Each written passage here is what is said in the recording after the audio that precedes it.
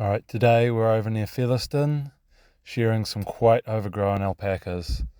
These guys, I think, have 2.5 years of fleece on them, so they're quite overgrown and really in need of a tidy up before summer.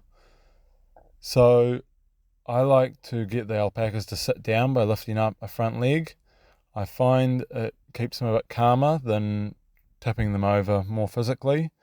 I think it's good to start off nice and calmly and hope that they stay calm the whole way.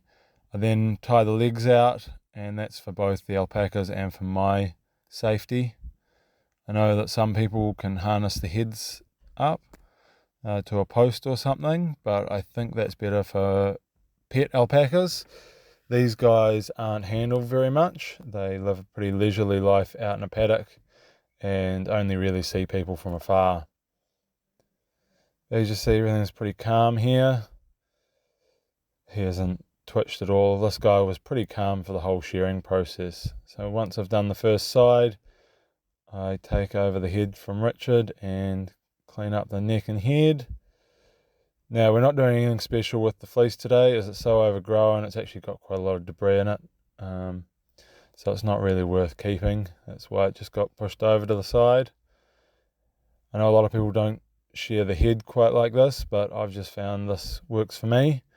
There's a few different ways to shear alpacas, and this is just how I've found it easiest.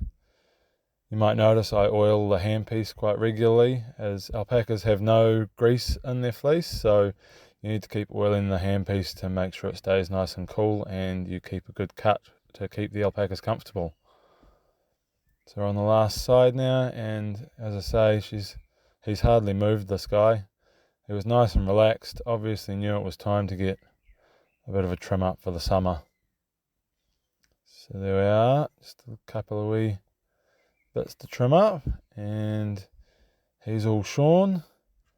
Once I'm done shearing, I give him a couple of shots. So there's a drench for internal parasites and a 7-in-1 vaccine. And then I also do their feet, as a lot of alpacas aren't handled very often. It's good to get all this stuff done while we're shearing. They're under control then, and it's a nice easy time to look over them for any issues. So he's all done, feet are all trimmed, and we can let him up. There we are. I missed just a wee bit on the tail there, but I think he seems okay with it, not too stressed out. Just goes to check on his mate, and then he's back off out into the paddock. Hopefully he likes his new haircut for the summer.